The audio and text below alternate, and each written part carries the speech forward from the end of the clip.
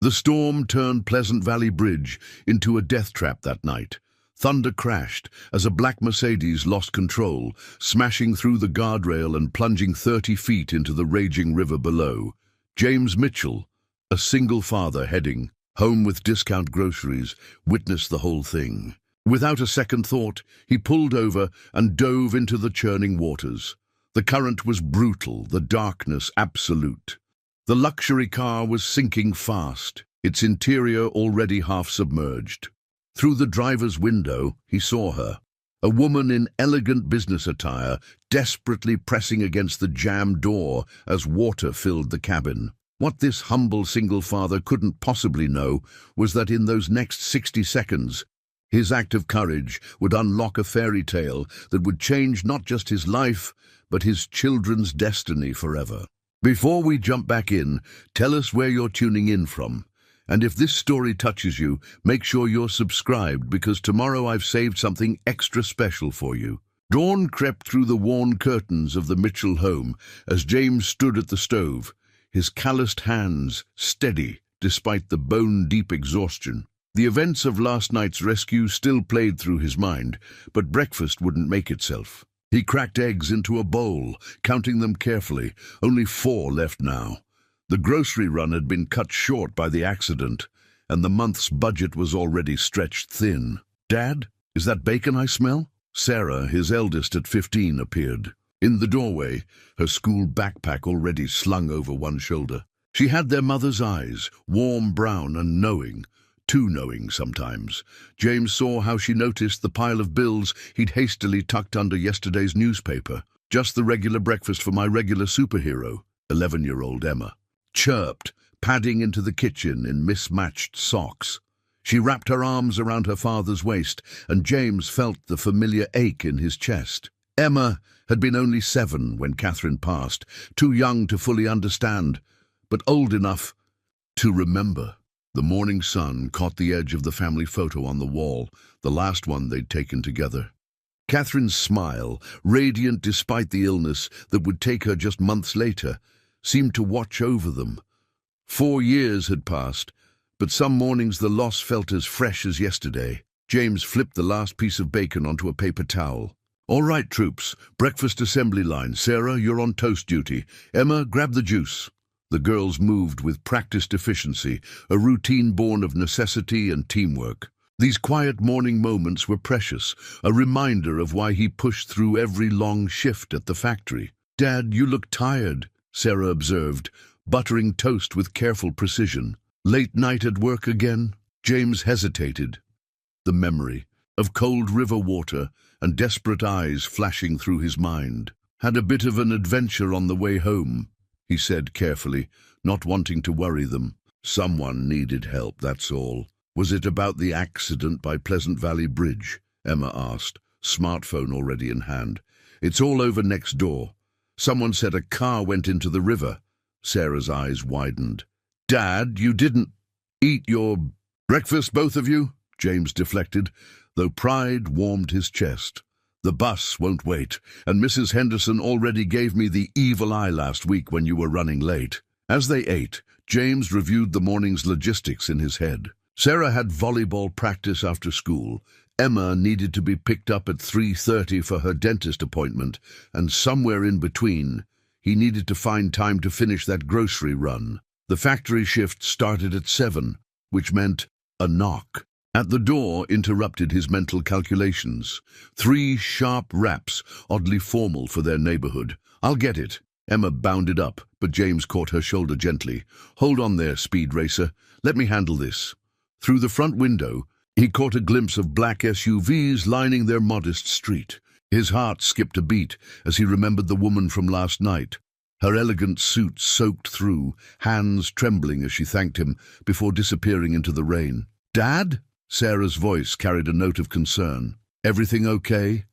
James straightened his worn T-shirt, suddenly aware of how out of place those vehicles looked in front of their small home. "Yeah, honey, everything's fine. Just finish your breakfast, both of you." He opened the door, and the morning sun caught a flash of silver a familiar cross necklace hanging at the throat of a woman whose composed appearance gave no hint that she'd been fighting for her life just hours before. The woman on his doorstep was a study in contrasts from the one he'd pulled from the river.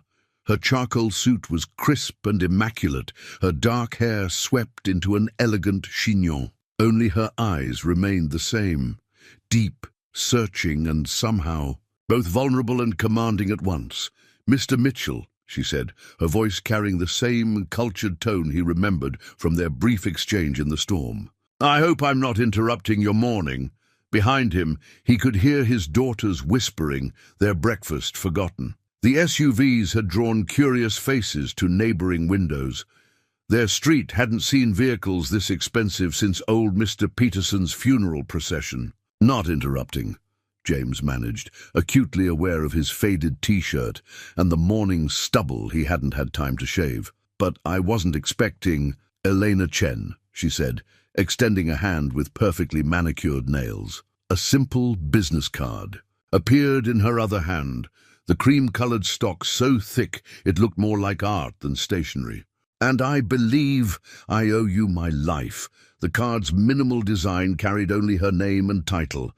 Elena Chen, CEO, Horizon Technologies. James's thumb brushed over the embossed letters as reality shifted beneath his feet. He'd seen Horizon's sleek campus on the outskirts of town, had driven past its gleaming towers while delivering parts to smaller factories. The company was a tech giant, its reach extending far beyond their modest industrial town. "Dad," Sarah's voice broke through his daze. "Everything okay?" Elena's gaze shifted past him, softening as she took in the girls. "Your daughters? They must be proud to have such a brave father." "They don't know yet," James admitted quietly, "about last night." "Then perhaps we should remedy that." Elena's smile held warmth that hadn't been there in her initial business-like greeting. "May I come?" I believe we have quite a story to share." The next few minutes were surreal. Elena Chen, whose net worth probably exceeded their entire neighborhood's combined value, sat at their scratched kitchen table, declining coffee with gracious politeness, while James's daughters stared in undisguised fascination. "Your father," Elena began, her composure perfect, but her voice carrying an undercurrent of emotion, "drove past Pleasant Valley Bridge at exactly the right moment last night. When my car went through the guardrail, I was certain—" She paused, fingers touching the silver cross at her throat. "Well, let's just say I've never been so grateful for divine timing." Emma's eyes were saucer-wide. "Dad, you saved her. Like, for real?" "It wasn't—" James started to demur, but Elena cut him off gently. "It was extraordinary," she said firmly. "He didn't hesitate, didn't wait for help or consider the danger. He simply acted." She reached into her briefcase, withdrawing a folder. "Which is why I'm here. Mr. Mitchell, James, I'd like to offer you something in return." "Mom," James began, discomfort evident in his stance. "I don't need perhaps not, but deserve absolutely." Elena's tone was kind, but brooked no argument. "I've spent the morning learning about you, James Mitchell. 16 years at Carlton Manufacturing, single father, active in community outreach despite working overtime most weeks." She smiled at his surprise. "I believe in knowing who I'm dealing with." Sarah, ever protective, straightened in her chair. "Our dad's the best," she said, chin lifting slightly. "He doesn't need a chance to do more," Eleanor finished smoothly. "To perhaps make a broader difference in the world, to secure a future for his family while helping others." She opened the folder, revealing documents that made James's breath catch. "I'm not offering charity, Mr. Mitchell. I'm offering opportunity." The school bus honked outside, making them all jump. James looked at his daughters, then at his watch. "Girls, you need to go." Elena nodded, standing. "We have time to discuss this properly. Perhaps over dinner?" She produced another business card, this one with a phone number handwritten on the back. "My private line. When you're ready to talk about your future, call me." As his daughters rushed to gather their things, Elena paused at the door. "Oh, and James, Thank you, not just for last night, but for reminding me that there are still people in this world who act purely out of goodness. The business card felt heavy in James's pocket as he watched the black SUVs pull away, their tinted windows reflecting the morning sun. His daughters peppered him with questions as they hurried to the bus, but his mind was stuck on Elena's words about the future and the way her eyes had held his when she'd said them. That evening, after the girls had finished their homework, James found them huddled over Sarah's laptop in the living room. Emma's excited whisper carried across the room. "Look how many projects her company has. Dad saved like the most important person ever." James paused in the doorway, dish towel still in hand. On the screen, a newspaper article showed Elena Chen standing before a crowd, cutting a ribbon at what appeared to be a new medical facility. The headline read, "Horizon Technologies launches revolutionary healthcare initiative in developing nations." Did you know she built hospitals in 12 countries? Sarah scrolled through the article. And look at this. Their clean water program reached over 1 million people last year. She glanced up at her father. "Dad, why didn't you tell us about the rescue right away?" James settled into his worn armchair, the springs creaking familiarly. "Honestly, it didn't seem real. Still doesn't." He rubbed his chin thoughtfully. "Sometimes life throws you curves you can't quite believe, like saving." "A billionaire?" Emma grinned. "Tech pioneer," Sarah corrected, still reading. "It says here she built Horizon from nothing after immigrating at 18. Started coding in her garage, got a scholarship to MIT. She paused, expression softening. "Dad, listen to this part. Chen credits her late parents' sacrifice for her success, establishing the Chen Family Foundation to honor their memory through humanitarian work."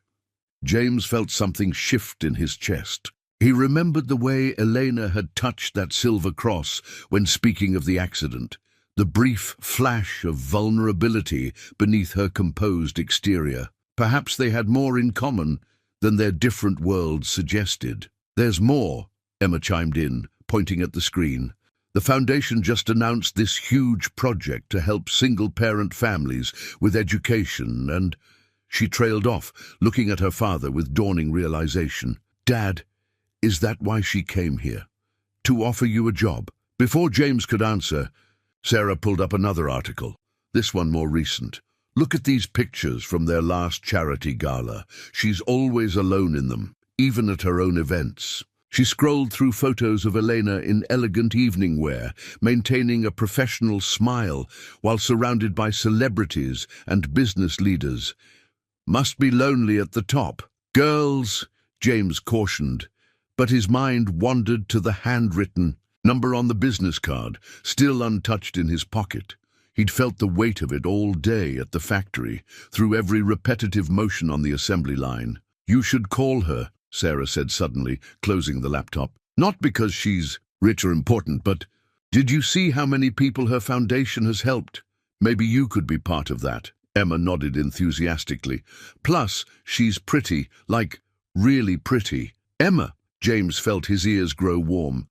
It's not about Dad." Sarah's tone was gentle, so much like her mother's that it made his heart ache. "Mom would want you to take chances again, to do more than just survive." The room fell quiet, save for the distant hum of traffic and the ticking of Catherine's old wall clock. James looked at the family photo above the fireplace, at his late wife's smile. Sarah was right. Catherine had always pushed him to dream bigger, to reach beyond the comfortable and familiar. He pulled out the business card, its elegant simplicity somehow both intimidating and inviting. The handwritten numbers seemed to carry an echo of Elena's voice. "When you're ready to talk about your future." "You know what?" Emma broke the silence. "I bet she was scared this morning." James looked up, surprised. "What do you mean? Coming here? To our house? She probably worried we'd just want her money, or that you'd be different from the person who jumped in to save her." Emma shrugged. "Must be hard, never knowing if people like you for you, out of the mouths of babes," James thought, studying his younger daughter with amazement. Here, They'd been focused on the gulf between their worlds, while Emma saw straight to the human heart of the matter.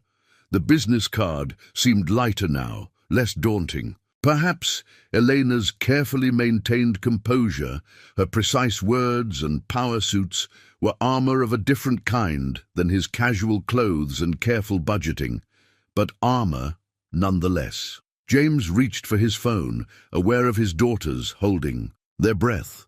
The numbers gleamed in the evening light, a bridge between two worlds that had crashed together in one stormy moment. Sometimes, he realized, courage wasn't just about diving into rivers. Sometimes it was about taking a chance on what waited on the other side. The restaurant Elena had chosen was understated but elegant, tucked away in a renovated Victorian mansion on the edge of town. James adjusted his tie, borrowed from his neighbor Mr. Rodriguez, and tried not to feel like an imposter as the maître. Dee led him to a secluded table in the garden terrace. Elena was already there, but not as he expected. Gone was the power suit, replaced by a simple blue dress that softened her usual corporate armor. She stood as he approached, and for a moment neither spoke, both seemingly aware of how different this felt from their previous encounters. "You look nice," she said finally, breaking the silence. "Though you didn't need to dress up. I probably should have suggested somewhere more casual. And miss seeing this place?" James smiled, relaxing slightly. "The girls looked it up online. Emma's convinced it's magical, especially the garden lights. Your daughters are delightful." Elena's expression warmed. "Sarah reminds me of myself at that age, so protective of her family. And Emma, she sees right through people, doesn't she?" James thought of Emma's insight about Elena being scared to visit them. "She gets that from her mother." A waiter appeared with a leather folder, which Elena accepted with a quiet "thank you," but instead of a menu, it contained a single document, letterhead bearing the Chen Foundation logo. "Before we order," she said, her tone shifting slightly to something more vulnerable, "I want to be clear about why I asked you here." She slid the folder across the table. "This isn't about repaying a debt, James. What you did that night, jumping into danger without hesitation, it showed me something I've been looking for." James opened the folder, his eyes widening at the title. Director of Global Initiatives. Chen Foundation. "Our foundation has grown faster than we anticipated," Eleanor continued, her fingers absently touching the silver cross at her neck, a gesture he was beginning to recognize as a sign of emotional significance. "We need someone who understands real struggle, who acts from genuine compassion rather than corporate strategy. Someone who sees a problem and jumps in to solve it, quite literally in your case." The salary figure made James's breath catch, but it was the job description that held his attention. Overseeing humanitarian projects, coordinating disaster relief, implementing education initiatives for underprivileged communities. It was everything Sarah had talked about from their research, but from the inside. "I don't have the qualifications," he said quietly. "No college degree, no corporate experience. You have exactly the qualifications I need." Elena leaned forward, her voice intense. "Do you know what I saw in that river, James? Not just courage, but instinct. Pure, unfiltered compassion. I've sat through hundreds of interviews with highly qualified executives who talk about impact metrics and optimization strategies. What I need is someone who understands, bone deep, what it means to help people." A warm breeze stirred the garden lights, casting gentle shadows across their table. In that soft illumination, James saw past Eleanor's CEO persona to something more. A woman who carried her own weights, her own missions. "The position includes full relocation assistance," she continued, then hesitated. "Though you wouldn't have to move far. There's a lovely house near the foundation headquarters, just 10 minutes from the girls' school. I took the liberty of having it prepared just in case." "Eleanor," James interrupted gently. "Why me? Really?" She met his gaze, and for a moment, her carefully maintained composure slipped. "Because when my car was sinking, you didn't see Elena Chen, CEO. You saw someone who needed help. Do you know how rare that is in my world? She smiled softly. And maybe, just maybe, I believe some things happen for a reason. The job offer sat between them, more than just paper and ink. It was a bridge between their worlds, an invitation to something neither of them had quite named yet. I'll need time, James said, to think about it, to talk with the girls. Of course, Elena signaled the waiter. Now, shall we order? I hear the chef's special is exceptional tonight. As they turned to their menus, James caught Elena stealing glances at him, her professional demeanor softening each time their eyes met. Perhaps Emma was right about the garden being magical. Something was certainly shifting in the space between CEO and factory worker, rescuer and rescued, two single parents who'd found each other in the most unlikely of circumstances. The factory's time clock echoed through the empty locker room as James pulled his weathered work badge from his coveralls. One last time. 16 years of routine condensed into a small plastic rectangle with a faded photo. He ran his thumb over the worn edges, remembering his first day here, young, newly married, full of simple dreams about providing for his family. So it's true then? Mike, his line supervisor, appeared in the doorway. You're really leaving us for the fancy corporate world? James tucked the badge into his pocket, a strange mix of emotions tightening his chest. Got an opportunity I can't pass up, Mike, for the girls. Yeah, word's gotten around. Mike crossed his arms, but his expression was kind. Some folks are saying you hit the lottery, saving that CEO lady. Others are calling it a modern-day fairy tale. It's just a job, James said, though they both knew it was more than that. A chance to help people on a bigger scale. Well, the guys wanted to send you off proper. Mike gestured toward the break room, where voices and laughter spilled into the hallway. Can't leave without saying goodbye to your second family, right? The break room was packed with familiar faces, people he'd worked alongside for years, shared lunches with, celebrated birthdays, and grieved losses with. Someone had brought in a cake, its frosting slightly melted in the factory's perpetual warmth. A banner hung crookedly. Congratulations on your promotion to hero. Speech, called out Betty from quality control, her eyes suspiciously moist. Tell us about your fancy new job. James felt his ears redden. It's not, He cleared his throat, looking at these people who'd supported him through Catherine's illness, who'd covered his shifts when the girls were sick, who'd become more than just co-workers. This place, all of you, you've been here for me through everything. When Catherine, his voice caught slightly, when things were hardest, you carried me through, and now you're carrying others. Mike added quietly. That's what Pedro from third shift said when he heard about the foundation work you'll be doing. Someone pressed a small package into James's hands. Inside was a group photo from last year's company picnic, framed with signatures and well-wishes. Around the border, in the picture, he was laughing at something, surrounded by these people who'd become family. Keep it on your fancy new desk, Betty sniffed. Remember where you came from. Speaking of fancy, Mike grinned, nodding toward the window. Your ride's here. A sleek black car had pulled up outside, its windows tinted against the afternoon sun. James recognized Elena's driver, Thomas, standing professionally by the door. The contrast between the luxury vehicle and the factory's weathered exterior wasn't lost on anyone. Look at you, Betty dabbed at her eyes. Our James, off to change the world.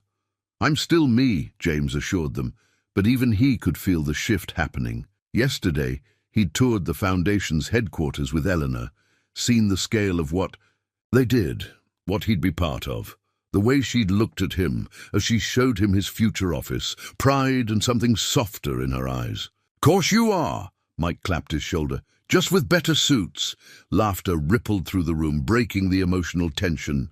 James hugged his way through the crowd, accepting good wishes and gentle teasing about his fairy tale princess. CEO. By the time he reached the car, his old badge was heavy with meaning in his pocket, a reminder of where he'd been, what had shaped him. Thomas opened the car door with a slight bow that made James want to laugh and cringe simultaneously. Mr. Mitchell, Ms. Chen is waiting at the foundation to begin your orientation. James turned for one last look at the factory, at the faces pressed against the break room window. 16 years of his life, ending not with regret, but with possibility. His phone buzzed, a text from Sarah.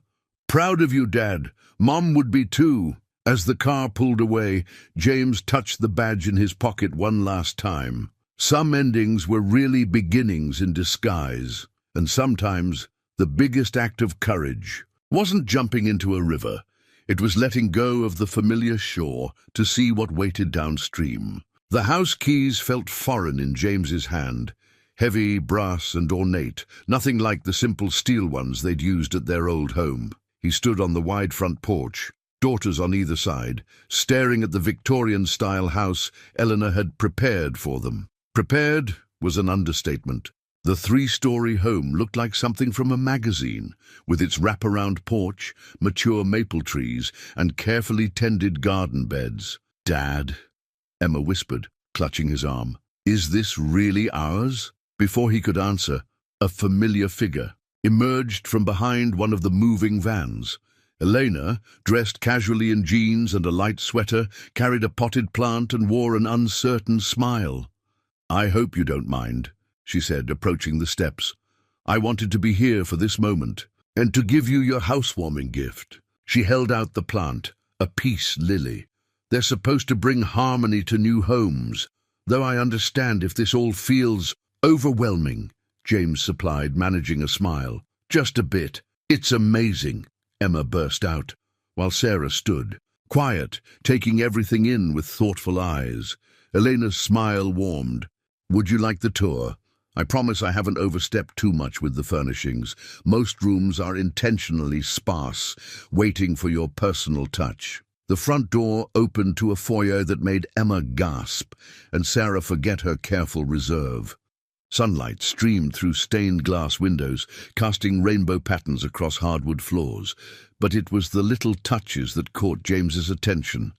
A coat rack at just the right height for the girls, a bench perfect for removing muddy shoes, practical things mixed seamlessly with the elegance. "Through here," Elena guided them, "is the kitchen. I remembered Emma mentioning she likes to bake with you." The kitchen was a perfect blend of professional and homey, modern appliances, alongside a well-worn cookie jar that looked suspiciously like the one from their old house. "We had the movers bring some things early," Elena explained, catching James's questioning look. "I wanted it to feel like home from the first moment." Sarah ran her hand along the counter. "Dad, look, space for all your recipe books, and a real breakfast nook." They moved through the house, each room revealing thoughtful details. Emma's room had a reading nook with built-in bookshelves. Sarah's had a desk positioned to catch the morning light, perfect for her art projects. The main bathroom featured a double vanity, no more morning rushes to get ready for school. James's master suite was on the second floor, and he had to catch his breath when Elena opened the door. The room was spacious but not ostentatious, with a sitting area and a view of the backyard. But what stopped him short was the familiar quilt draped across the bed, Catherine's handiwork, the one she'd finished just before getting sick. "Elena," he said quietly, emotion thick in his voice. "The movers found it carefully packed away," she explained softly. "I hope it was okay to—" He nodded, unable to speak for a moment. The girls had gone quiet too, recognizing their mother's last project. "There's one more thing," Elena said, leading them to a room off the main hallway. "I call it the heart room." Inside, she'd created a family space. One wall held floating shelves already arranged with their family photos, including the one from James's factory farewell. Catherine's presence was honored here too, not hidden away, but integrated naturally into the story of their lives. "You can change anything," Elena added quickly. "I just thought—" "It's perfect," Sarah said suddenly, surprising them all. She turned to Elena, her eyes bright. "You didn't just give us a house, you gave us a home." Emma nodded enthusiastically. "And look, Dad, space for new pictures too."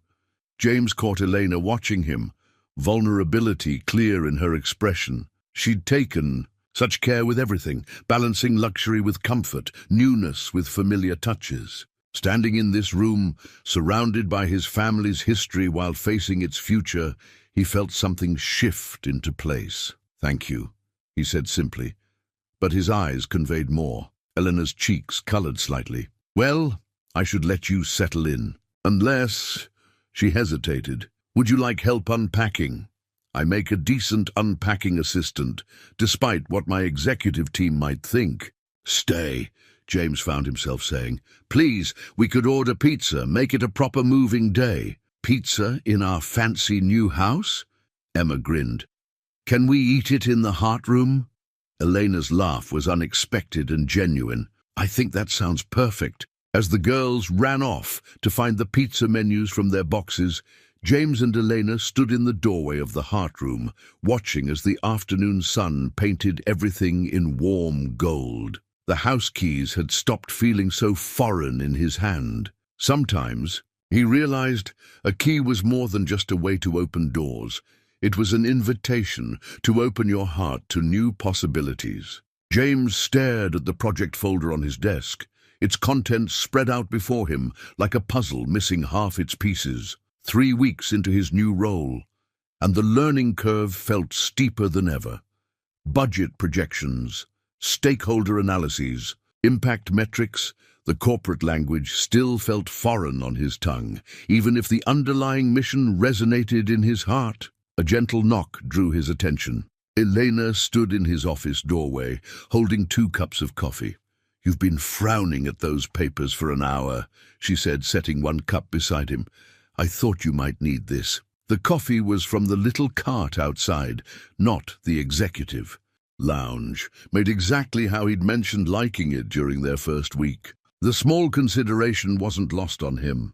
"Is it that obvious I'm struggling?" He gestured at the scattered documents from their latest humanitarian initiative, a series of medical clinics in underserved communities. "Actually," Elena settled into the chair across from him, "I was just reviewing your notes on the clinic project, your insights about placing the facilities near public transportation routes.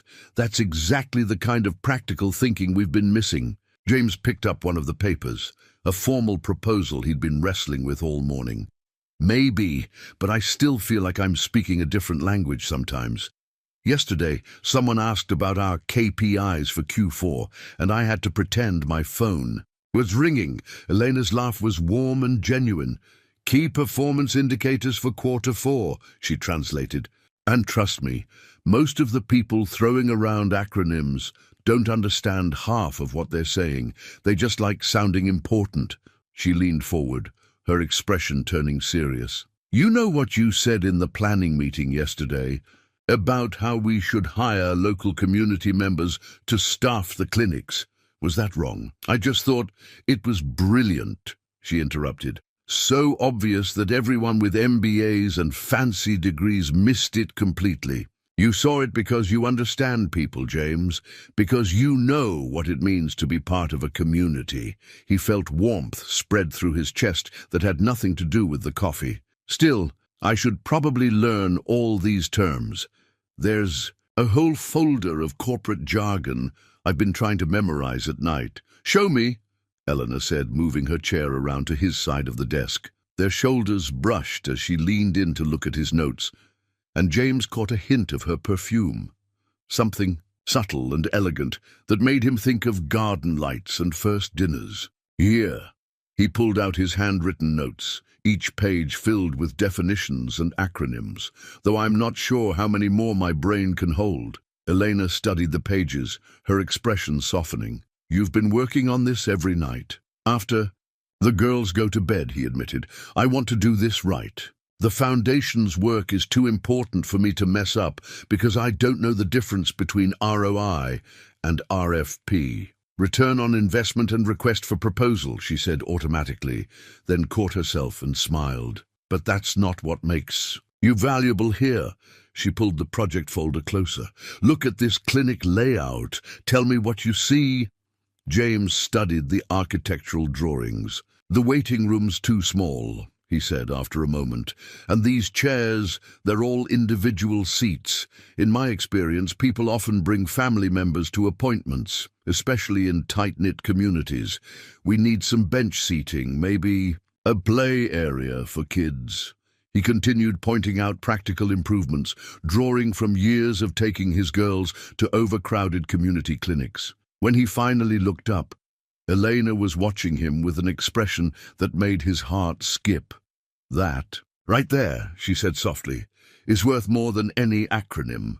You see people, James, real people, not just data points." Their eyes held for a moment too long to be purely professional. Elena cleared her throat and stood, smoothing her skirt. "I have a board meeting in 10 minutes, but—" She hesitated. "The girls mentioned you all cook dinner together on Thursdays. Would you mind if I brought takeout and joined you tonight? We could go over the clinic proposals in a more relaxed setting." James thought of his daughter's knowing looks, of Emma's not-so-subtle hints about having Eleanor over more often. "We'd like that," he said. "Though fair warning, Emma will probably try to get you to judge her latest baking experiment. I look forward to it." Eleanor's smile held warmth that had nothing to do with business proposals. At the door, she paused. "And James, keep the practical insights coming. They're exactly what this place needs." After she left, James looked down at his notes about corporate terminology. The words still seemed foreign, but somehow less intimidating. Perhaps success here wasn't about learning a new language, but about translating what he already knew into something that could help more people. He pulled the clinic proposal closer, picked up his pen, and began writing from the heart.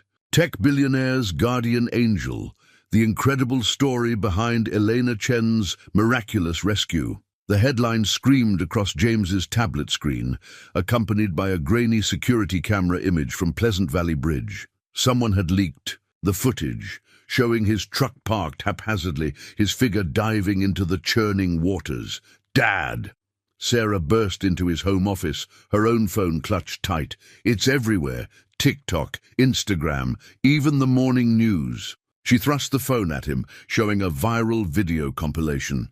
The rescue footage, photos of Elena at corporate events, shots of their house taken by drive-by reporters. His own phone buzzed incessantly.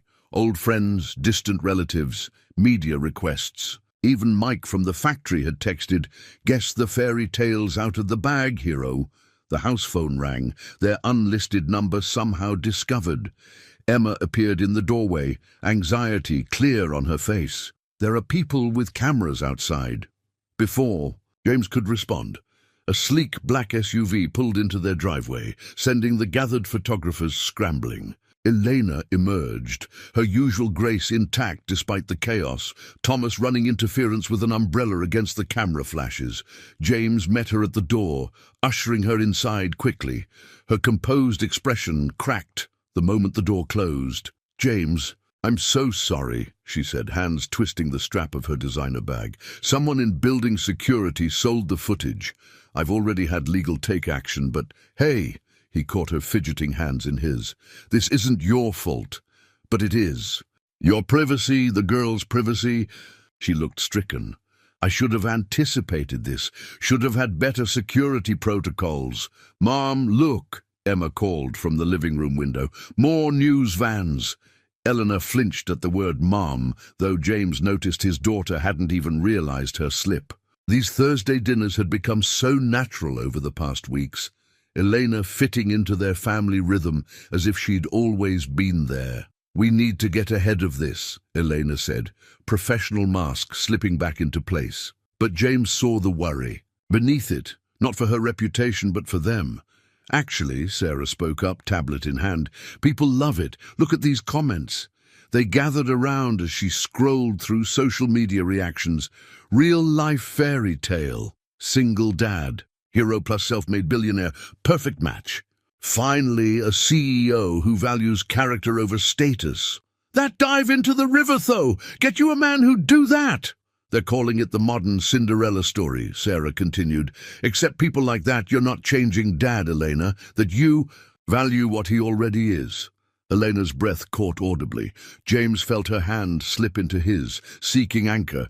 "Still," she said, "you shouldn't have to deal with this exposure. I can have security here within the hour, arrange for private transportation for the girls. Or," James squeezed her hand, "we could order pizza and watch a movie. Show them there's no story here except people living their lives. While they're all outside, taking pictures, let them." Emma shrugged, already reaching for the pizza menu, their usual Thursday tradition. "They'll get bored eventually. And anyway, we can't let them ruin pizza night." Eleanor looked around at their concerned faces, her corporate crisis, management training warring with the simple wisdom of family life. "You're really not angry about any of this? About having to admit I know the most amazing woman in tech?" James smiled. "I think I'll survive." A camera flash went off outside. But inside their home, their sanctuary, it felt distant and unimportant. Elena slowly relaxed, letting out a shaky breath. "I suppose I should stay," she said, a smile tugging at her lips. "For security purposes, of course." "Of course," James agreed seriously. "Can't have you fighting through that media circus out there. Could be dangerous, might need someone to rescue you." "Dad!" Both girls groaned at the terrible joke, but Elena's laugh was real and relieved. Later, after pizza and a movie, with the girls asleep upstairs and the media circus finally thinning outside, Elena and James stood in the heart room. The day's viral article was pulled up on his tablet, its dramatic headline now seeming almost amusing. "Guardian Angel?" he teased gently. Elena touched the silver cross at her neck, then reached for his hand. "No," she said softly. "Just a man who saw someone in need and acted, though I'm beginning to think there might have been some divine intervention involved that night." Outside, one last camera flashed. Inside, in the warm light of their family photos, old and new together, James found he didn't mind the world knowing their story. Some things were worth being in the spotlight for. The thank you card arrived on a Tuesday morning, hand-delivered to James's office. The envelope was clearly chosen by a child, bright blue with silver stars, but the careful handwriting inside belonged to Elena's nephew, Marcus. "Dear Mr. Mitchell," it read, "thank you for having me over for game night. Nobody's ever beaten Aunt Elena at Scrabble before. She pretends to be mad, but she can't stop smiling when she talks about it. Even Mom noticed. Could you teach me that card trick you showed us? Also, your cookies are way better than our chef's. Don't tell him I said that. Your friend, Marcus." James smiled, remembering Eleanor's mock outrage at his triple-word score, the way her eyes had danced, despite her competitive protests. The game night hadn't been planned. Marcus had simply been with Elena when she dropped by with foundation documents, and somehow 1 hour had turned into an entire evening. A soft knock pulled him from the memory. Elena stood in his doorway, holding a stack of papers but making no move to enter. Something felt different about her presence today. More hesitant, almost shy. "I see Marcus's card found you," she said, nodding toward the bright envelope. "He's been talking about that evening all week. My sister says he's never taken to anyone so quickly." "He's a great kid," James replied, watching as she finally stepped into the office, "though I notice he didn't mention beating Emma at Connect 4. Twice. Ah, well, we Chen women have to maintain some dignity." Eleanor's attempt at hauteur was ruined by her growing smile. "Speaking of which, I wanted to thank you for making him feel so welcome, for making us both feel—" She trailed off, but James heard the unspoken word, "at home." Their impromptu family gatherings had been happening more frequently, dinner turning into movie nights, document reviews becoming weekend brunches. The lines between professional and personal had begun to blur in the most natural of ways. "Actually," Elena continued, fiddling with her silver cross, "that's partly why I'm here. Marcus has a school carnival this weekend. He specifically asked if you and the girls would come, but I completely understand if it's too—" "We'd love to," James interrupted gently. He'd learned to read her nervous tells over the past months. The way she touched her necklace, how her CEO confidence wavered when asking for anything personal. Really, the relief in her voice was almost tangible. It's just, my sister will be there, and some of the other parents, and I know it might seem like I'm pushing too. Elena. James stood, moving around his desk to face her properly. We'd love to come, though I should warn you that Emma's been practicing her ring toss skills. She's determined to win one of those giant stuffed animals. Oh God, the carnival prizes. Elena laughed, tension melting away. Marcus won this enormous purple giraffe last year. It barely fit in the car. Shannon, my sister, still hasn't forgiven me for letting him keep it in the living room. I should meet this Shannon, James said carefully. Thank her for raising such a good kid. Something flickered in Elena's eyes. Hope, maybe fear, definitely something deeper than casual conversation warranted. She wants to meet you too. All of you. She says, Elena paused, gathering courage. She says she hasn't seen me this happy in years. The air between them shifted, heavy with unspoken feelings. Through the office window, James could see their reflection. The successful CEO and the former factory worker, standing close enough to share breath, but separated by invisible lines. Of propriety and circumstance, Elena, he started just as his phone buzzed with a text from Sarah. Reminder, Emma's science presentation is at 2. The moment wavered, then settled into something warm but safe. Elena stepped back, professional, mask slipping partially back into place. You should go. Emma's been practicing that presentation for weeks. Will you come? The words left his mouth before he could second-guess them. She'd love to have you there. We all would. Elena's smile bloomed slow and beautiful. Try to stop me. I'll have Thomas bring the car around.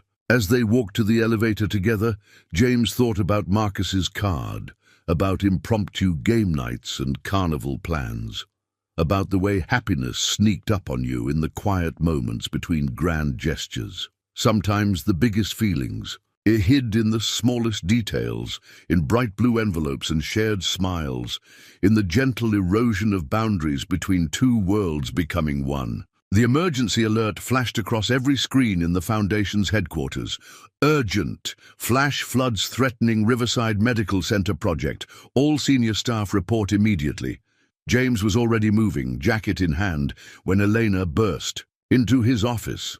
Her usual composed appearance showed signs of strain, hair slightly disheveled, tablet clutched too tightly. The clinic, she said, voice tight. The one we just finished in River Valley. The levee's failing. I saw the alert. How bad? Bad. She pulled up satellite imagery on his wall screen. 3 months of rain in 36 hours. The river's rising fast, and the clinic sits right in the flood path. We have 60 minutes, maybe less, before we lose everything we built, James finished. The clinic had been his first major project. Designing it, staffing it, watching it become a beacon of hope for a community that had gone too long without proper medical care. How many patients? 43, including 6 in the temporary post-op ward. Elena's fingers flew across her tablet. I've got helicopters on standby, but the nearest landing zone is compromised. The board's pushing to evacuate staff only. Cut our losses on the equipment. No! The word came out firm, decisive. Elena's head snapped up at his tone. We're not abandoning those patients. Pull up the topographical maps of the area and get me Mike from my old factory on the phone. Mike? But why would... Because before he supervised assembly lines, he drove heavy machinery in flood zones, and I'm betting he knows every back road in that valley. Understanding dawned in Elena's eyes. She handed him her phone, already dialing. The next 45 minutes were a blur of action. Mike's knowledge of old logging roads proved invaluable. James coordinated with local emergency services, directing resources with the same instinct that had sent him into a river to save Elena all those months ago. The excavators can shore up this section, he indicated on the map, surrounded now by Foundation staff and first responders, patched in via video. Create a temporary barrier while we evacuate, but we'll need... Already done, Elena interrupted, matching his pace. I've got 3 construction crews en route, but James, she hesitated. Someone needs to be on site to coordinate this. He was already reaching for his keys. I know. I'm coming with you. Elena, don't. Her voice held the steel that had built a tech empire. Those are our people down there, our project, our responsibility. The drive to River Valley was tense, both of them fielding calls as Thomas navigated the increasingly treacherous roads. Rain hammered the SUV's windows, and twice they had to detour around flooded intersections. 5 minutes out, Thomas reported. Elena ended her last call, then reached across the seat to grasp James's hand. Whatever happens, I want you to know. The SUV's headlights caught the clinic through the rain. The situation was even worse than the report suggested. Water pressed against hastily assembled barriers, and the nearby river roared with frightening power. But the scene wasn't one of panic. Under Mike's direction, the excavators were already in position. Local volunteers filled sandbags alongside foundation staff. Inside the clinic, visible through lit windows, medical teams calmly prepared patients for transport. Look at them, Elena breathed. They're not running, they're fighting for it. Because they know it's worth fighting for. James squeezed her hand once before letting go. Ready? The next 3 hours tested every skill James had learned, both in the factory and at the foundation. He coordinated crews, directed resources, and helped carry patients to waiting vehicles. Elena worked alongside him, her designer clothes soaked through, never hesitating to lift, carry, or hold someone's hand. When the last patient was safely evacuated, when the temporary barriers held just long enough, when the water finally began to recede, only then did they stop to breathe. They stood in the clinic's main hall, rain dripping from their clothes, surveying the damage. Water had breached the lower sections, but the building's core stood firm. Equipment had been saved, records secured, and most importantly, every single person was safe. The board's going to have opinions about this, Elena said finally, wringing water from her hair, about the cost of the operation versus the value of the equipment. And I'm going to tell them to shove their spreadsheets where the sun doesn't shine. She turned to face him fully. You did it, James, when everyone said cut our losses, when the smart business move was to walk away. You showed us what real leadership looks like. We did it, he corrected gently. All of us. Yes, but it was your heart that showed us how. Eleanor stepped closer, her hand coming up to rest against his chest. Your impossible, incredible heart that jumps into rivers and refuses to give up on people and makes me feel like anything is possible. The air between them crackled with more than storm electricity. Around them, their teams worked to secure the building. But in that moment, the world had narrowed to just them, standing in the aftermath of crisis, barriers finally washing away. Elena's private journal lay open on her desk, her normally precise handwriting scattered across the page in emotional loops. How do you write about the moment everything changes? When the man you've been falling for proves yet again that his heart is exactly as big as you thought. Standing in that clinic, watching James coordinate the rescue effort, I finally understood what I've been fighting these past months. It's not just attraction or admiration. It's not even about the rescue anymore. I'm in love with him. Completely, utterly, terrifyingly in love with him. A knock interrupted her writing. Shannon stood in the doorway of her home office, eyebrows raised at the sight of her usually composed sister sprawled over her desk. So, Shannon said, settling into a chair, Marcus says you held hands with James during the entire carnival, in public. And now I hear you two saved a clinic together. Eleanor closed the journal, but not before her sister caught its contents. You're journaling again? You haven't done that since Dad died, Eleanor finished. I know, but lately, everything feels too big to keep inside. The media's having a field day, Shannon noted, sliding her tablet across the desk. The headlines ranged from glowing, power couple saves local clinic, to sensational, tech queen and blue-collar hero, love conquers class divide. Let them talk. Elena touched her silver cross, a gesture that now reminded her of both her parents and a certain rain-soaked night. The board's more concerned about my emotional investment affecting business decisions. Because you chose to save people instead of profits, Shannon scoffed. Sounds like exactly the kind of emotional investment Dad always taught us to have. James didn't even hesitate, Elena said softly. He just knew what was right. Like with the river that night. He makes me remember who I wanted to be before quarterly reports and shareholder meetings took over my life. And the girls. Marcus can't stop talking about them. A smile tugged at Elena's lips. Sarah's so much like her mother, James showed me pictures. She has this quiet strength, this way of seeing right through you. And Emma, she laughed, Emma's already planning to intern at Horizon's tech division. She says she's going to design better emergency alert systems. You're glowing, Shannon observed. I haven't seen you like this since, well, ever. I'm terrified, Elena admitted. What if I'm rushing in? What if the media pressure becomes, oh, too much for them? What if you're letting fear stop you from being happy? Shannon reached across the desk, squeezing her sister's hand. Elena, that man dove into a river to save a stranger.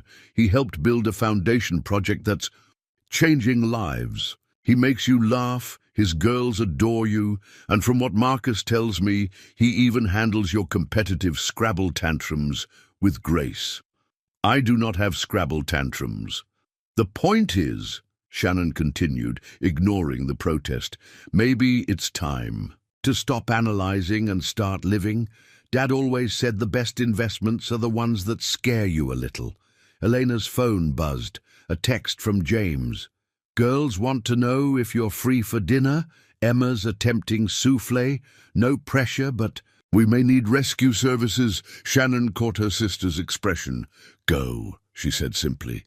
And Eleanor, that journal entry I glimpsed, tell him what you wrote. Some things shouldn't stay on paper. Later that evening, as Elena drove to the Mitchell home, she passed Pleasant Valley Bridge. The repaired guardrail gleamed in her headlights.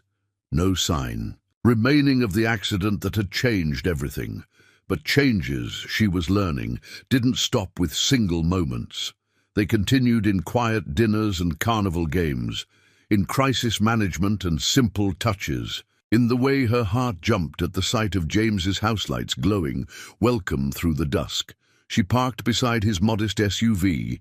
He'd refused anything flashier despite his new position, and caught her reflection in the window. The polished CEO was still there, but softer now, more real. In her hand, she clutched a folder of clinic reconstruction plans, the perfect excuse for an impromptu visit. But maybe Shannon was right. Maybe it was time to stop needing excuses. The door opened before she reached it, warm light spilling out, along with the smell of something definitely not soufflé-like burning. James stood there, flour on his shirt and laughter in his eyes. So, he said, grinning, about that rescue. Eleanor felt the last of her carefully constructed walls crumble. Sometimes the biggest truth was the simplest one. She was exactly where she wanted to be. The concert tickets sat on James's kitchen counter, their gold embossing catching the morning light. Evening with the symphony. Private box seating. Eleanor had left them there the night before, after what they'd both carefully called just dinner, but had felt like so much more.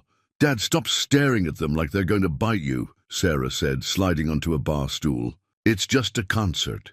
It's not just a concert. James touched the tickets, remembering Eleanor's nervous smile as she'd presented them. This would be official, public. More public than saving her from a sinking car, more public than running a foundation together, more public than her practically living here every Thursday. Sarah's eyebrows rose in a perfect teenage challenge. She's got you there, Dad, Emma chimed in, appearing with her tablet. Besides, Elena already told Marcus, who told his friends, who told their parents. Half the private school circuit knows. You're going together. James ran a hand through his hair. And that doesn't bother you too. The attention, the changes, the way people might talk. His daughters exchanged a look he couldn't quite interpret. Then Sarah pulled out her phone, pulling up a photo from last week's game night. In it, Eleanor was teaching Emma some complex card trick, both of them laughing, while Marcus watched in amazement. The joy in the image was palpable, unscripted. "Real, Dad," Sarah said softly. "Nothing needs to change. It already has, in all the best ways." The doorbell rang before he could respond. Emma rushed to answer it, calling back, "It's Elena, and she's wearing her nervous-about-something outfit." James recognized the simple blue dress the moment Elena stepped into the kitchen, the same one she'd worn to their first dinner together. She wore it when she wanted to be Elena, not CEO Chen. Today, she'd paired it with the silver cross and a slightly terrified expression. "I know the tickets might be too much," she started before anyone could speak. "The symphony's doing this special performance, and I thought... But if you're not comfortable with such a public venue, we could..." "Elena," James interrupted gently. "Breathe." She inhaled shakily, then seemed to register the girls' presence and their matching grins. "Oh, good morning. I didn't mean to interrupt breakfast." "You're not interrupting," Emma said cheerfully. "Dad was just having a minor panic about the tickets, too. You're both ridiculous, by the way." "Emma!" James protested, but Elena's laugh broke the tension. "She's not wrong," Elena admitted, moving further into the kitchen, into their space, where she fit so naturally now. "I had Shannon talk me out of 3 different crisis scenarios this morning." "Only 3? Sarah teased. "You're slipping." The easy banter, the way his daughters included Eleanor in their gentle mockery, settled something in James's chest. This wasn't about a fancy concert or public statements. This was about acknowledging what had already grown between them, as natural as breathing. "I'd love to go to the symphony with you," he said simply. Elena's smile bloomed slow and beautiful. "Yeah?" "Yeah." He stepped closer, aware of his daughters trying and failing to hide their delight. "Though I should warn you, my music knowledge stops at what plays on the factory floor. Good thing you'll have an expert guide." Her eyes sparkled with relief and something warmer. "I promise to explain all the fancy terms." "Like you did with the corporate jargon?" "Exactly. Though this time..." She glanced at the girls, then back to him. "This time I was hoping we could call it what it is." "And what's that?" James asked softly. "A date." Elena's voice was quiet but certain. "A real one. In public. With someone I'm falling in love with." The kitchen went silent. Even Emma stopped bouncing. James felt the weight of the moment, not heavy, but profound, like standing on the bridge that night, knowing everything would change with the next step. "Well," he said finally, his voice rough with emotion, "that works out pretty well, because I'm falling in love with you too." Emma's squeal broke the spell. "Finally! Sarah, you owe me $5. I said they'd admit it before the concert." "You bet on us?" Elena asked, laughing even as she wiped at suspiciously damp eyes. "The whole foundation probably has a pool going," Sarah admitted, "though I think Mrs. Rodriguez in accounting had her money on the Christmas party." James pulled Elena close, marveling at how natural it felt to hold her, to be held by her. "So much for keeping it subtle. I think that ship sailed somewhere between the river rescue and the flood crisis," Elena murmured against his shoulder.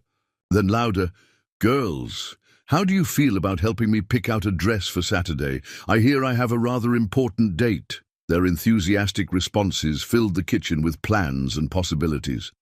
The concert tickets still sat on the counter, but they no longer looked intimidating. Instead, they seemed like what they were, just one more step on a path they'd been walking together all along. The old recipe book lay open on the kitchen counter, its pages spotted with generations of loving use. Catherine's handwriting filled the margins with notes. "Add more vanilla. Girls love this with ice cream. James's favorite." Beside it sat Elena's mother's cookbook, its Mandarin characters carefully translated in Shannon's neat script. "So the secret is potato starch, not corn starch?" James asked, peering at the dumpling recipe Elena was attempting to teach him. "Exactly. Mum always said cornstarch makes them too heavy.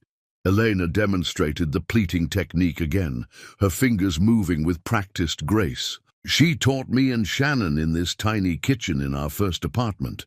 Dad would come home from his second job and pretend to judge them like a cooking show host. In the living room, Shannon and Sarah were teaching Marcus and Emma the proper way to play mahjong, their laughter mixing with the click of tiles. The scene was so perfectly domestic that it made James's heart ache in the best way.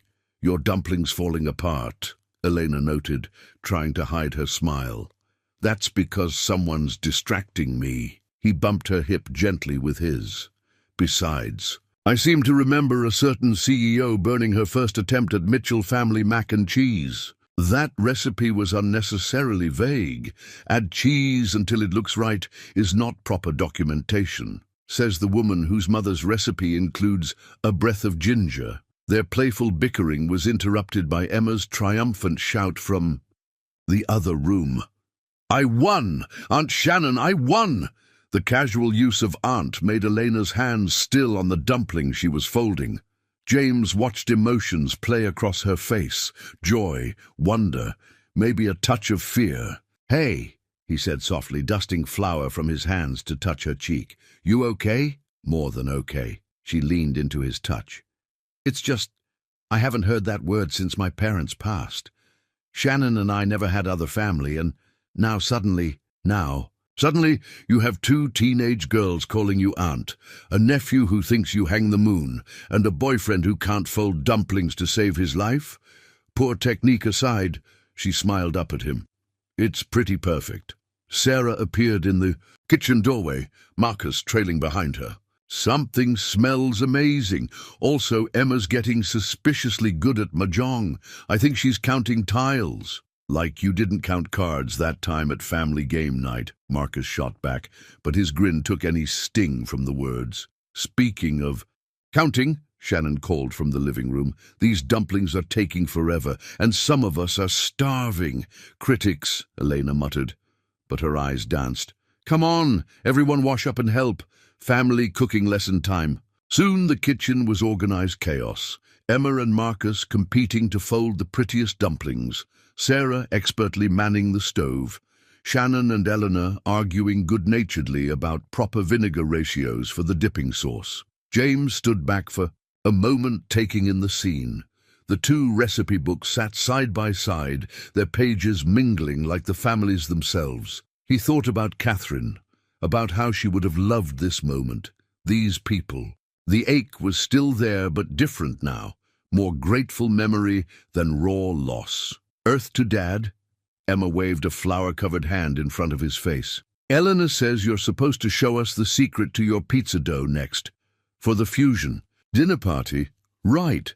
The dinner party they'd somehow agreed to host for both foundation staff and factory friends next week. A blend of worlds, just like everything else in their lives now. The secret," he said solemnly, "is in the kneading technique, which I learned from your mother, who learned it from her grandmother, who apparently got it from an Italian neighbor. During the Depression. See?" Eleanor smiled, adding the story to the margin of Catherine's recipe book, their family's histories literally merging on the page. "Every recipe tells a story, every tradition builds a bridge. Deep thoughts for dumpling day," Shannon teased, but her eyes were soft as she watched her sister's careful notation. "Fortune cookie wisdom," Elena agreed. "Speaking of which, wait until you try James's attempt at those next week. They're structurally unique. Hey, they taste fine. They're square, honey. Fortune cookies aren't supposed to be square." The casual endearment slipped out naturally, making them both pause. Around them, their family continued their happy chaos, but for a moment they simply looked at each other, flour-dusted, happy, and utterly content. "Square fortune cookies," James said finally, pulling her close despite her mock protests about getting flour on her dress.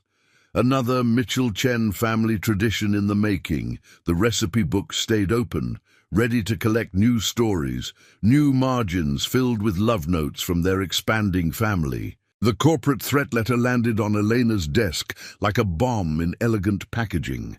Heavy, cream-colored paper, professional letterhead, careful language that couldn't quite hide its venom. The board has concerns about the increasing personal entanglement between Horizon's CEO and a foundation employee. Questions have been raised about Mr. Mitchell's rapid promotion, the allocation of resources during the River Valley crisis, and the impact of this relationship on shareholder value. Eleanor's hands shook as she reached the final paragraph. In light of these concerns, the board suggests a review of Mr. Mitchell's position and a careful reconsideration of this public relationship before the upcoming shareholder meeting. Her office door opened without a knock, James carrying 2 coffee cups and wearing the warm smile that usually made her heart flip. Today, it made her chest ache. "I come bearing caffeine and good news," he announced. "The River Valley clinics numbers just came in.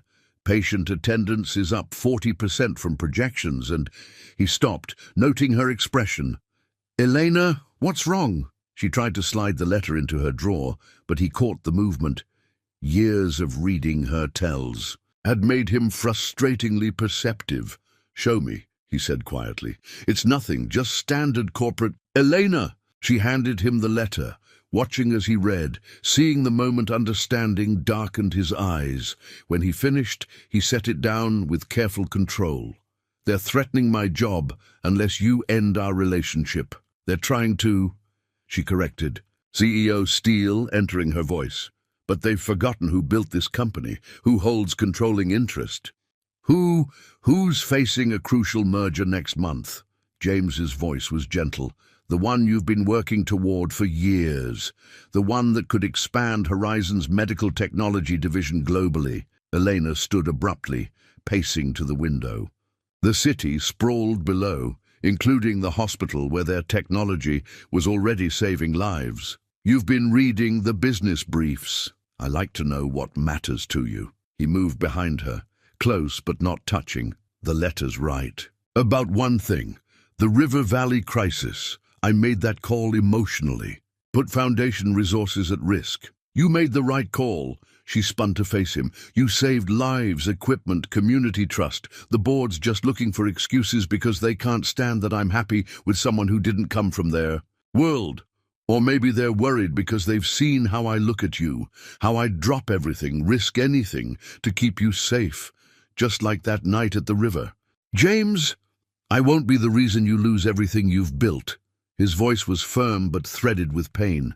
"Your company helps millions. The merger would double that reach. I can step back, take a lower position, keep things professional." Until the sound of her hand hitting her desk made them both jump. "No, I won't let them do this, not to us, not to our family." "Our family," he repeated softly. "Emma called Shannon yesterday to help with her science project. Sarah's teaching Marcus photography. Your sister hosted us for Sunday dinner like it was the most natural thing in the world. And now they want us to pretend none of that matters. It matters more than any merger." Elena reached for her silver cross, then deliberately let it go. "My parents built something from nothing in this country, taught me and Shannon that success means nothing without family, without love. I won't dishonor their memory by choosing shareholders over happiness." "Elena, I have thought about it, every angle, every consequence." She stepped closer, taking his face in her hands. "You want to know what I realized? The night you saved me, you didn't check my net worth first. Didn't calculate risk versus reward. You saw someone in need and acted from pure heart. Maybe it's time I did the same." The board can either accept that their CEO has found something more valuable than profit margins, or they can find themselves a new CEO. Her voice softened. "I jumped into deep water with you once. I'm not afraid to do it again." James studied her face, seeing the determination there, the strength that had built an empire, and the love that made her willing to risk it. Slowly, he pulled her into his arms. "You know," he murmured against her hair, "this is usually the part where I'm supposed to be noble and walk away. Sacrifice everything to protect your dreams." She laughed shakily against his chest. "Try it." And I'll have Emma unleash her puppy dog eyes on you. Nobody's immune to those. Fighting dirty Ms. Chen. Learning from the best, Mr. Mitchell. She pulled back to meet his eyes. So, are we doing this? Taking on the board, the shareholders, anyone else who thinks they get a vote in our happiness? James thought of their blended family dinners, of Sarah's college plans now including business courses, of Emma's determination to revolutionize medical technology just like Elena. He thought of Shannon's welcome, of Marcus's easy acceptance, of all the bridges they'd built between their worlds. Together, he said firmly. We're doing this together. The threat letter sat forgotten on the desk, its power diminishing with every heartbeat they shared. Some storms, they were learning, only made you hold on tighter. Elena's press conference notes were brief but powerful, written in her decisive hand. Not here to defend love, here to celebrate it. Horizon's success built on human connections, not just profit margins. River Valley Clinic, perfect example. James's leadership saved lives and resources. Numbers prove it. Board needs to decide, do we want to be known for our humanity or our fear of it? The Foundation's largest conference room was packed with reporters, board members and staff. James stood at the back, Sarah and Emma beside him, Shannon and Marcus nearby. Elena had insisted they all be present. This isn't just about business. This is about family. Ready? Thomas asked quietly, holding the door to the antechamber, where Eleanor waited. James squeezed his daughter's hands, then slipped inside. Eleanor stood at the window, wearing the same blue dress from their first dinner, her silver cross catching the light. She turned at his entrance, and her professional mask softened. The board's trying to convince me to reconsider, she said. Offered to keep you in position if we maintain appropriate professional distance. And I told them that appropriate distance went out the window the night you jumped into a river for a stranger. She smiled, touching his chest where his heart beat steady and strong, though I didn't mention that I've been falling ever since. A knock signaled it was time. Elena straightened, CEO persona sliding back into place, but her eyes stayed warm as she looked at him. Sure you want to do this? He asked softly. There's still time to... James Mitchell, if you suggest stepping back for my own good one. More time, I'm having Emma teach you mahjong again. He laughed, the tension breaking. That's just cruel. Then they were walking out together, flashbulbs popping, whispers rippling through the crowd. The board members sat in the front row, their expressions ranging from concerned to openly hostile. But Elena's stride never faltered as she approached the podium, James a steady presence beside her. Thank you all for coming, she began, her voice clear and confident. I've called this press conference to address recent speculation about my personal relationship with James Mitchell and about the future of Horizon Technologies. She paused, looking not at her notes, but at James, drawing strength from his presence. 6 months ago, a car accident changed my life, not because I nearly died, but because I met someone who showed me what real value looks like. Someone who jumps into rivers for strangers, who sees problems and solves them with pure heart, who reminds me daily why I built this company in the first place. Cameras clicked rapidly as she continued, her voice carrying deeper emotion now. My parents came to this country with nothing but hope and determination.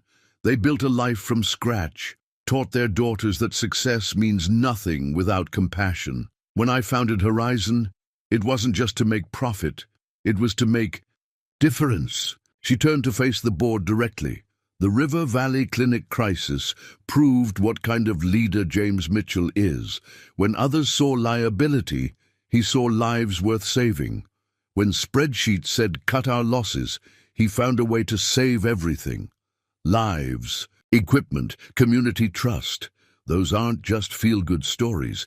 They're solid business decisions that improved our standings in every metric. Elena's hand found James's, holding tight. But more importantly, James reminded me what my parents always knew, that the biggest risks bring the greatest rewards, that love isn't a liability, It's the strongest foundation you can build on. She squared her shoulders, her voice taking on an edge of steel. So yes, James Mitchell and I are together. Yes, we're building a life and blending our families. And no, we won't apologize for it or hide it. The board has a choice to make. Stand with us as we continue to grow this company with both heart and wisdom, or find themselves a new CEO who's willing to pretend that profit margins matter more than people. The room erupted in questions, but Elena wasn't finished. She turned to James, her public persona falling away as she smiled up at him. "Your turn," she whispered. James stepped forward, not quite comfortable with the spotlight, but steady in his conviction. "I'm not going to pretend I understand all the corporate politics at play here, but I do understand this. Sometimes the biggest act of courage isn't jumping into dangerous waters, it's standing your ground when others want you to back down." From the back of the room came a sudden whoop. Emma, unable to contain herself. Sarah tried to shush her, but the moment had broken. The tension, laughter rippled through the crowd, and even some board members smiled. Elena's notes lay forgotten on the podium as she and James faced the cameras together, their joined hands saying more than any prepared statement could. Some battles they knew. You won simply by refusing to fight on your opponent's terms. The memorial plaque gleamed in the late afternoon sun, its bronze surface catching the light just as the river flowed beneath it. Pleasant Valley Bridge, where courage met destiny. On this spot, one act of selfless bravery changed not just 2 lives, but an entire community, dedicated to James Mitchell and Elena Chen, whose story reminds us that the greatest bridges are built between hearts. "They made it too dramatic," James muttered, adjusting his tie. The small crowd gathering for the dedication ceremony included familiar faces: factory workers, foundation staff, board members who'd finally come around after the clinic's success had made international news. "I think it's perfect," Emma declared, snapping photos with her new camera. "Though they could have mentioned how you ruined your favorite jacket, or how Elena's designer shoes were never the same," Sarah added, grinning. Elena, stunning in another, blue dress. They'd learned it was James's favorite color on her, squeezed his hand. "I liked those shoes, but I'd say the trade was worth it." Shannon approached with Marcus, both carrying flowers for the ceremony. "The mayor's ready when you are. Though I still think you should have let them use the other quote. We are not memorializing Marcus's 'love is like a cannonball' dive speech from game night," Elena said firmly, but her eyes danced with laughter. "It was poetic," Marcus protested, "and technically accurate. You both kind of splashed into each other's lives." James looked out over the river, remembering that night. The water was calm now, summer lazy and peaceful. Hard to imagine it had ever been the raging force that had nearly taken Elena from him before he'd even known her. Having second thoughts. "About the ceremony?" Elena asked softly, reading his expression. "Just remembering. Sometimes I wonder what would have happened if I'd been 5 minutes later, or taken a different route home. Then I'd have had to save myself," she said practically, "and probably ruin a much more expensive pair of shoes." He laughed, pulling her close. "You know what I mean." "I do." She touched her silver cross, then reached up to straighten his tie. "But I prefer to think it happened exactly as it was supposed to. Right time, right place, right heart." The mayor approached, signaling it was time to begin. The small crowd gathered around the plaque, which had been mounted on a stone pedestal near the bridge's entrance. James noticed Mike from the factory, standing with Elena's board members, all of them looking surprisingly comfortable together. "Friends, family, honored guests," the mayor began, "we're here today to commemorate not just an act of heroism, but the ripple effects of courage." As the speech continued, James felt Sarah slip her hand into his free one. On Elena's other side, Shannon held Marcus close. They weren't just 2 separate families anymore. They were something new, something stronger for having been forged in crisis and tested by challenge. The mayor unveiled the plaque officially. Cameras flashed, and polite applause rippled through the crowd. But the real ceremony came after, when the officials had left and only family remained. Emma went first, tossing a flower into the river, for Dad's ruined jacket, which nobly sacrificed itself for true love. Sarah followed, for Mom, who definitely had a hand in making sure Dad drove this way that night. Marcus, for game nights and dumpling disasters and learning that family can grow in the best ways. Shannon, for little sisters who finally learned that some risks are worth taking. They each added their own memories, their own markers of a journey. Finally, only James and Elena remained at the railing. Together, she asked, holding out a single rose. They tossed it into the current, watching it float beneath the bridge where everything had started. Elena leaned back against James's chest, his arms wrapping around her naturally. "You know," she said thoughtfully, "the Foundation's expanding its water safety program, teaching rescue techniques, installing emergency equipment along rivers like this one, hoping to inspire more dramatic love stories, hoping to remind people that sometimes the scariest moments can lead to the most beautiful changes." She turned in his arms to face him. "The board approved it unanimously, by the way, along with your promotion to full partnership in the Foundation." James blinked. "When did—" "This morning. Turns out saving lives, building clinics, and loving someone enough to face down corporate politics makes a pretty compelling case for leadership." Their family had moved a respectful distance away, pretending not to watch while obviously watching. The late sun painted the river gold, catching Elena's silver cross and the simple band James had started carrying in his pocket, waiting for the right moment. "Speaking of leadership positions," he said carefully, "I've been thinking about another. A partnership opportunity." Elena's eyes widened as he reached into his pocket. Behind them, Emma's squeal of delight broke any pretense of privacy, but neither of them minded. Some moments deserved witnesses, especially when those witnesses were family. The wedding invitation sat framed in the heart room, its elegant simplicity capturing everything about their journey. Two worlds, two hearts, one bridge between them. Elena Chen and James Mitchell invite you to celebrate love's courage as they join their lives and families together. 1 year after the bridge dedication, their home buzzed with familiar chaos. Emma and Marcus hunched over circuit boards in the kitchen, working on their science fair project, a new emergency alert system for flood zones. Sarah sat at her art desk by the window, adding final touches to her wedding gift, a series of hand-drawn moments from their story, from the river rescue to family game nights. "Dad!" Emma called out. "Elena's breaking the no work on wedding week rule again." James found his fiancée in their shared home office, surrounded by Foundation papers. She had the grace to look slightly guilty when he appeared in the doorway. "In my defense," she said, "this is the River Valley Clinic's 1-year report. I thought you'd want to see the numbers." "The numbers can wait." He plucked the papers from her hands, but not before catching glimpses of impressive statistics. "Though I saw enough to know we did good work there. We did amazing work everywhere this year." Elena stood, wrapping her arms around his waist. "The Foundation's education initiative is already helping 50 single-parent families with college funds.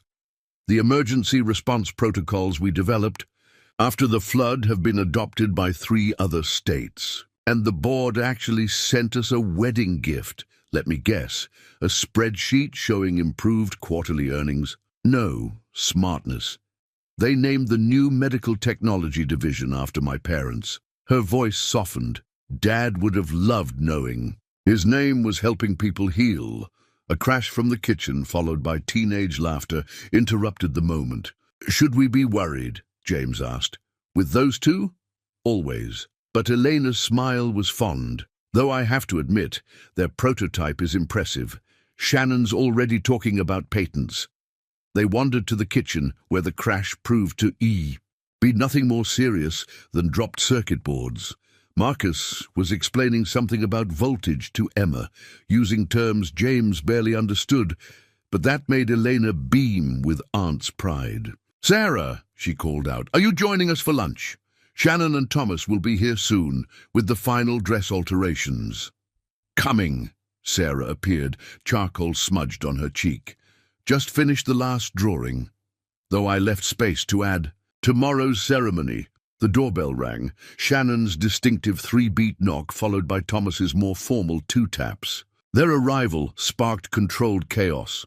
Dress bags rustling, Marcus and Emma scrambling to clear their project, Sarah hastily washing charcoal from her hands.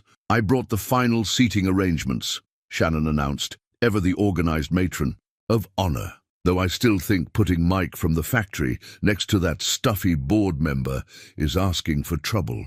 Mike's storytelling will do them good, James said, helping Thomas with the garment bags. Besides, Elena's convinced half the board to start volunteering at the clinic. They're developing actual human emotions. Miracles never cease. Thomas deadpanned, having long since become part of their extended family. Though I did catch Mr. Peterson asking about factory bowling league tryouts. Lunch became an impromptu family meeting, with everyone talking over each other about last-minute wedding details. Eleanor sat back, watching it all with bright eyes. Overwhelmed? James asked. Softly, the opposite. She touched her silver cross, then his hand. A year ago, I was worried about keeping 2 worlds separate. Now look at us, all these bridges we've built. As if to prove her point, Marcus launched into a detailed explanation of their project's fail-safe systems, while Sarah showed Shannon her artwork, and Emma debated reception music with Thomas.